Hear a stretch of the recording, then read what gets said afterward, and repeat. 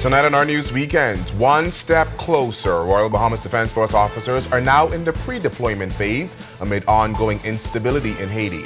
But just how soon will deployment happen? Well, the Foreign Affairs Minister is on the record tonight.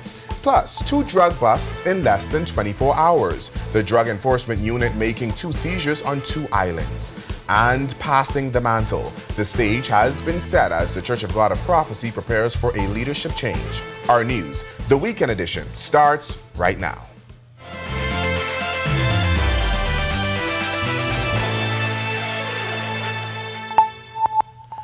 This is our news, the weekend edition. Thanks so much for joining us. I'm Berthany McDermott.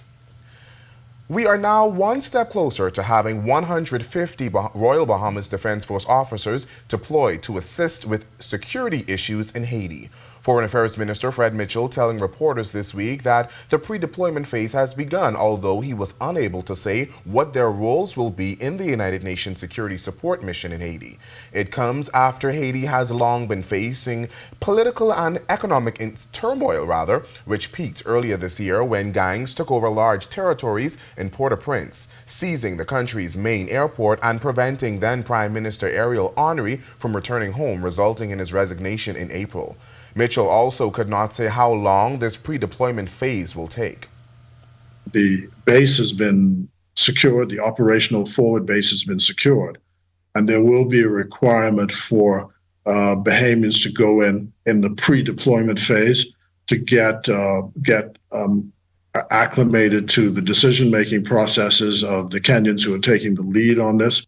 CARICOM established a transitional presidential council to help forge a path toward democracy for Haiti, which has not seen an election since 2016. Mitchell says the Office of the Attorney General is working to put in place several agreements required to facilitate the participation of Bahamian officers in the UN mission led by Kenya. National Security Minister Wayne Monroe says they would only play a maritime role in this initiative. I'm going to talk like a lawyer.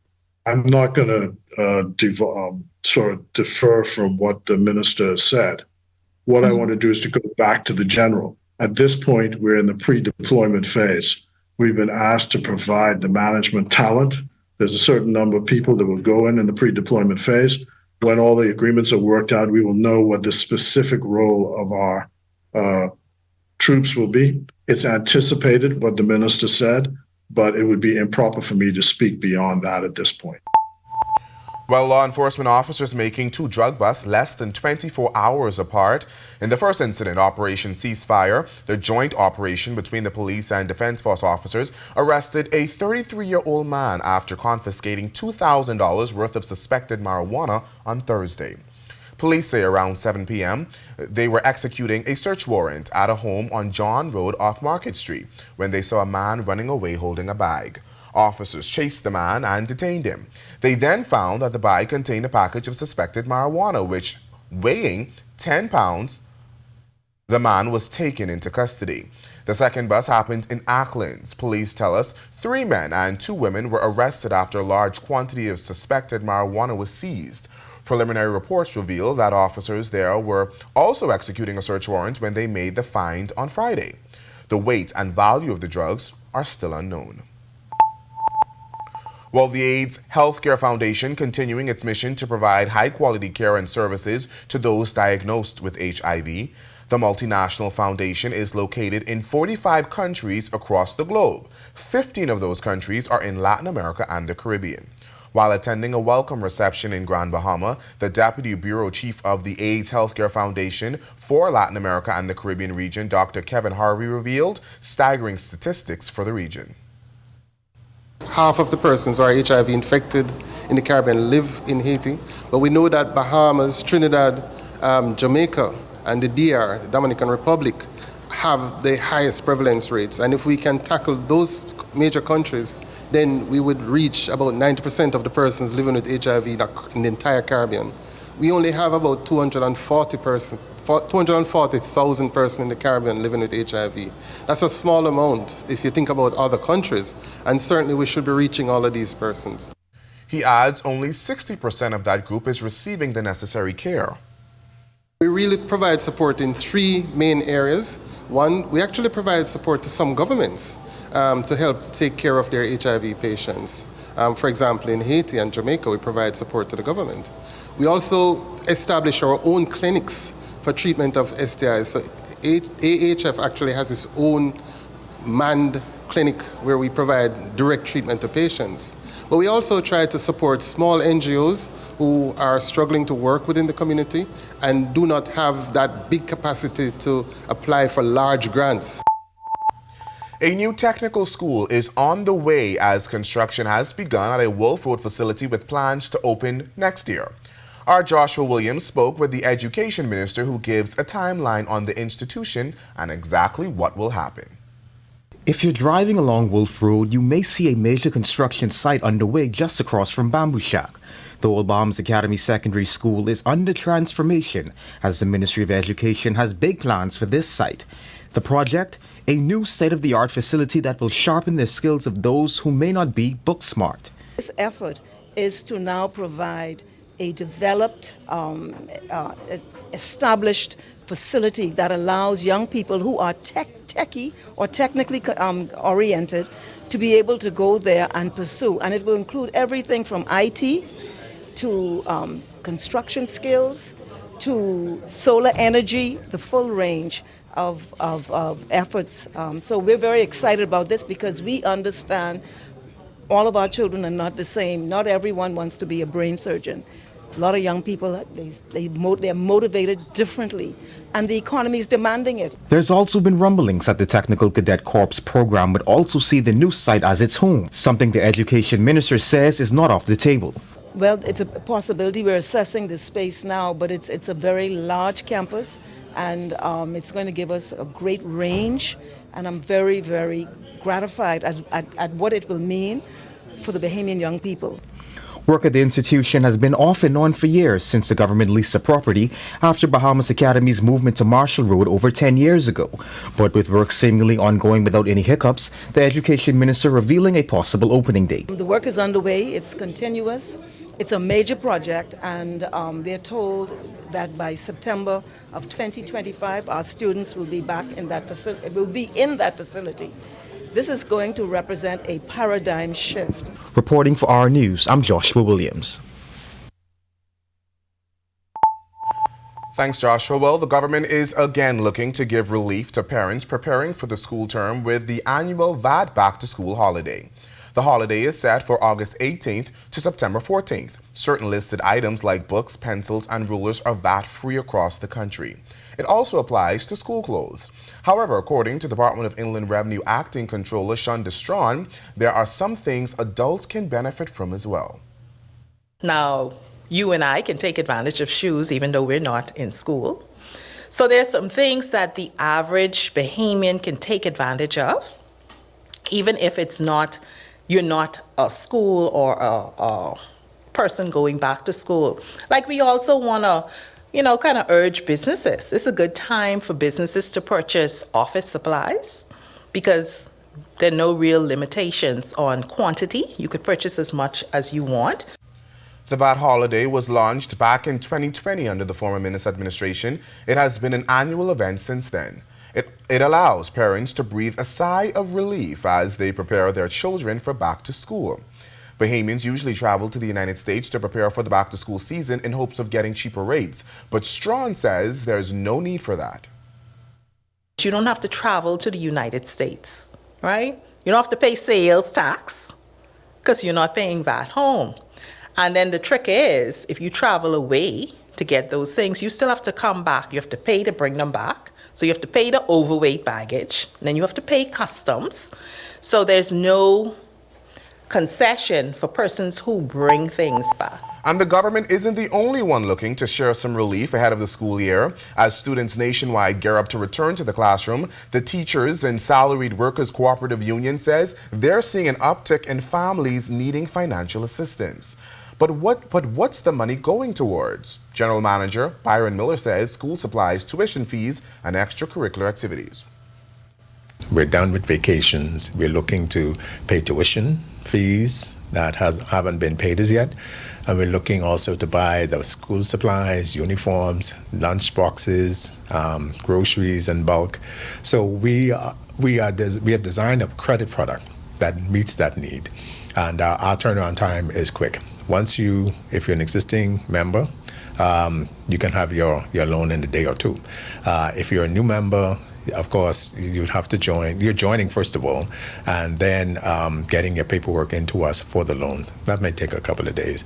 But our drive is really at this particular point in time, given the proximity or the nearness of schools opening, the member can expect about on average, a 3-day turnaround for loans. When we come back from the break, a local school is treating their teachers in a big way just before they welcome students to the Village Road campus. And a few high schoolers become entrepreneurs ahead of the new school year. The details when Our News Weekend returns. Are you or a loved one under medical care? Do you need affordable medical supplies? Ports International is the largest home healthcare supplier. Medical supplies at the very best price. And you can even shop online. From hospital beds to wound care, wheelchairs to walkers, Ports is a one-stop shop for your medical supplies, and we accept insurance. We have online shopping and 2 locations to serve you, at the Airport Industrial Park and Shirley Street. We also ship to the Family Islands. Shop online and visit us on Facebook. Call Ports at 377-1771.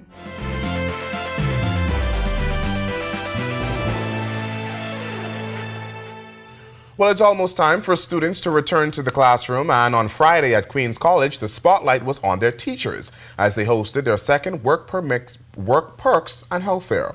Attendees ranged from insurance and healthcare vendors to gyms and mobile spa companies. Queen's College Principal Reverend Henry Knoll says it's important to care for teachers as they care for our youth. See, the thing is, the world revolves around teachers and educators, but often we forget them. We forget that they are human and they have needs, and we just focus on grades and classrooms and behavior and all of those things. But for us, we want to show them the human side, that we want them to take care of their health and themselves. We want them to have self-care. We want them to have financial advice, construction, insurance. We have so many different vendors who are here, and we want them to know that they matter. High school history teacher Elizabeth Morrison has been a teacher in the Bahamas for the past 31 years. This is her first year at Queen's College, and she tells us she was blown away by the number of vendors at today's fairs. Today's event is the most expansive I've seen for so many healthcare professionals in one place in a school environment. So I think it's going to be an eye-opener for me to see that what's on the market for insurance and to buy in wherever it fits my family's needs. So it's really interesting, it's expansive, it's a lot of options to choose from, and it will be very helpful to us as teachers. Well, 2 CV Bethel 12th graders are hoping to turn their interest in a business just in time for the new school year. Our Marlena Leonard explains how in this report.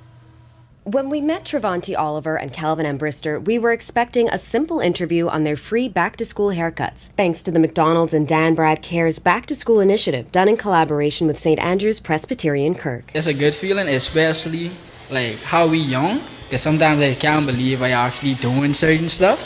It's a good feeling to actually see the children smile, not only the children but also the adults, as y'all can see. It's a good feeling to bring smile to people's faces. That is, until we realize the 2 talented barbers themselves are still in school. You're still dealing with school and stuff like that, but right now, you're just trying to help with the students with haircuts. Oh, so you're still, how old are you? I'm 16, he's 17. No way, that's amazing. Are you 16 too? Oh, 2 16 years old.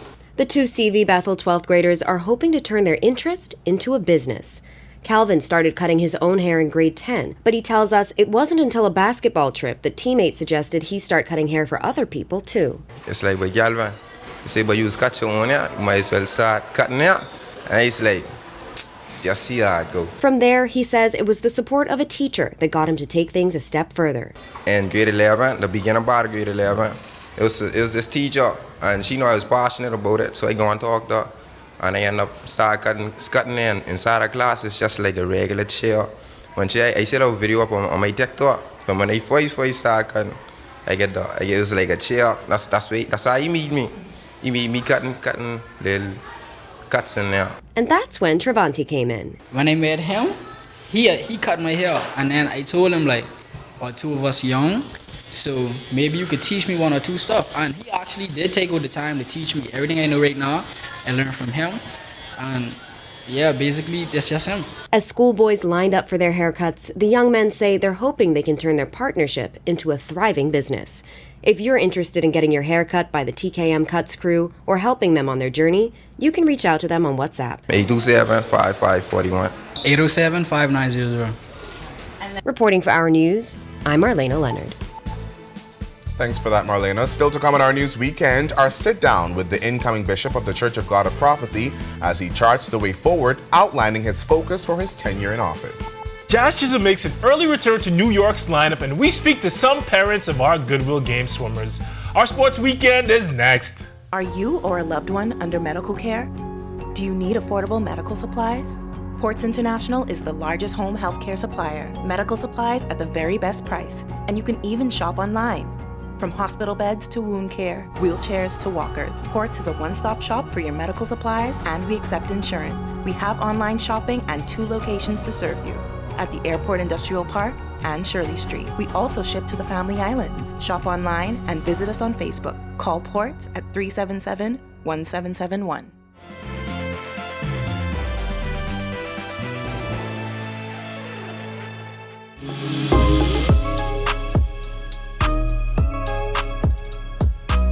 Good evening, welcome to Our Sports Weekend. I'm Tage Adderley. Jazz Chisholm's tenure on the New York Yankees started with a bang when he hit 4 home runs in just his first 2 games. Unfortunately, he was sidelined a couple of weeks ago with an elbow injury. He made his return to the Bronx last night. He got to start at third base, going over 3 with a couple of ground outs and a strikeout as the Yankees got the 3-0 win over the Colorado Rockies. He had a rough day at the plate, but he showed some nifty glove work out in the field. The big fellas, Aaron Judge, who was on a record-setting trajectory, and Giancarlo Stanton both hit home runs to help the Bronx Bombers get the win. Now, Jazz and the Bombers played earlier today. We'll have more on them tomorrow. Now to the pool. This time last weekend, Team Bahamas was dominating the pool in St. Lucia at the Goodwill Games. A big part of the reason the team repeated as champs was the support behind them. Our Sasha Lightburn, who traveled with the team, has more. You know, I'm a big Team Bahamas supporter, and it's always a wonderful experience to witness months and months of training of all of the entire team. And these children truly inspire all of us as parents. What they do, even though we're the ones that drop them off and pick us up, they learn from swimming some life skills, perseverance, discipline. Both Georgette Albury and Crystal Feast had their children Jillian Albury and Lyndon Feast make a national team for the very first time. Jahan Chitlani Pickstock's father, Darren, and Madison Julian's mom, Yolande, were also in the stands. Yes, it was extremely important for me to travel to support the entire Bahamas team. We are so proud of them. They are doing extremely well at the Goodwill team. I have to be here to support my daughter, for her to see a face in the crowd as she comes up, as she finishes, win, lose, or whatever. Yvette Ferguson is Caleb Ferguson's mother. Caleb served as one of 4 team captains. The role of any parent is to support their children, and whatever endeavor it is, for me it's swimming with Caleb, definitely his schoolwork, but coming here to support him lets him know that, good or bad, we are here for him. Reporting for Our Sports, I'm Sasha Lightborn. NBA great Kevin Durant called his mom the real MVP. Those are the real MVPs for Team Bahamas. That's a wrap for sports this evening. For Our Sports Weekend, I'm Tage Adley. Thanks, Tage. Well, still to come on Our News Weekend, the focus of the Church of God of Prophecy as a new head bishop is ordained. That's coming up when Our News Weekend returns. Are you or a loved one under medical care? Do you need affordable medical supplies? Ports International is the largest home healthcare supplier. Medical supplies at the very best price, and you can even shop online. From hospital beds to wound care, wheelchairs to walkers, Ports is a one-stop shop for your medical supplies, and we accept insurance. We have online shopping and 2 locations to serve you, at the Airport Industrial Park and Shirley Street. We also ship to the Family Islands. Shop online and visit us on Facebook. Call Ports at 377-1771.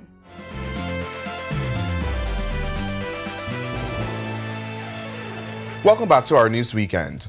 It's been a rainy Saturday in the capital. Meteorologist Ian McKenzie joins me now with an update on what's happening in the tropics. Ian. Thanks, Bertha, and good evening, Bahamas. Welcome to this wet Saturday evening forecast. Currently outside our studios, range of tapered off a bit cloudy conditions, 83. Still feels like temperature a bit muggy, 93. Winds are from the east-northeast at 10 miles per hour. Temperatures across the country, 83 in Freeport, as well as Allenstown, Nicholstown, the capital, Great Harbor Key, and in Governor's Harbor, 84 in Marsh Harbor, Abaco. Central Bahamas, 84 is continuing in Kemps Bay. We have 86s in Deadman's Key and Arthurstown, Kid Island, 87 in Georgetown, 85 in Coburn Town, San Salvador. The Southeast Bahamas, 86s across Duncantown, Delectable Bay, Colonel Hill, and in Providenciales, Turks and Caicos, 87 in Matthewtown, and 85 in Abrahams Bay, Mayaguana. Satellite and radar imagery right now. Most of the thunderstorm and shower activity is now moving more towards the extreme northwest Bahamas. This area of cloudiness and thunderstorm activity is all associated with a trough. This should linger throughout the area through tomorrow, so expect to see some of those conditions lingering again. Boating forecast, we have a caution out there. In swells mainly across the Atlantic for you boaters. Winds will be east to southeast 10 to 15 knots, seas 2 to 4 but up to 6 feet offshore. High tide at 12:32 a.m. tomorrow morning, low tide at 6:47 a.m. tomorrow. In the central and southeast Bahamas, a caution flag is up for you boaters. Winds easterly 15 to 20, seas 4 to 7 feet over the ocean. And in your extended forecast, typical late August fashion, we have those showers and thunderstorms mainly during the afternoon hours. Highs just getting up into the low 90s, which are lows into the upper 70s, low 80s. That's a wrap in the evening forecast. Make it a great, safe, fun night, everyone. Thanks, Ian. Well, in less than 24 hours, the Church of God of Prophecy will see a change in leadership. The denomination, with more than 60 churches nationwide, has been in existence for more than 50 years and will now be led by Bishop Woodley Thompson. I sat down for a one-on-one interview with Thompson, who says his focus will be on reconciliation and ensuring the Church of God of Prophecy remains impactful in the community. In terms of the vision, the Lord has laid on my heart what I can encapsulate in one word: reconciliation. That is going to be the thrust and the focus of how ministry will be disseminated and executed moving forward. Usually a change in leadership comes with a new mandate, and according to Bishop Woodley Thompson, his focus will be on restoring relationships on several fronts. Where we're looking at persons who perhaps once used to worship with us or work with us or travel with us, journey with us on this spiritual walk. We want them back. We want to make a concerted effort to invite all who have once been a part of us to come and join us again. Thompson, who is also a dentist by profession, says the various ministries of the church will also be geared towards helping those in the community that may find themselves in difficult times. He says it's already started. We're there to be a brother to you, to be a sister to you, to be a help in any way that we can. We can't do everything, but I am excited to be able to perhaps team up with other organizations. Thompson has been a pastor in the Church of God of Prophecy for just over 20 years and has served as a district supervisor in New Providence. But the new role isn't completely new to him. He says his father served in the same role more than 50 years ago and will be there to see him take the post this Sunday. Despite his background in ministry, he says he never saw leadership on this level in the cards for him. As I reflect on my life, I can see that God has been doing things in and through me and brought people into my life that sort of directed me in this path. My parents have played a pivotal role in where I am today. As for the way forward, Thompson says he's only relying on one person. It is going to be something that I will lean heavily on my faith with the Lord, because I can't depend on my parents' faith. I had to develop that relationship with Christ myself. Well, thank you for joining us for our news tonight. On behalf of the entire team, I'm Berthany McDermott. Have a great and safe weekend, everyone.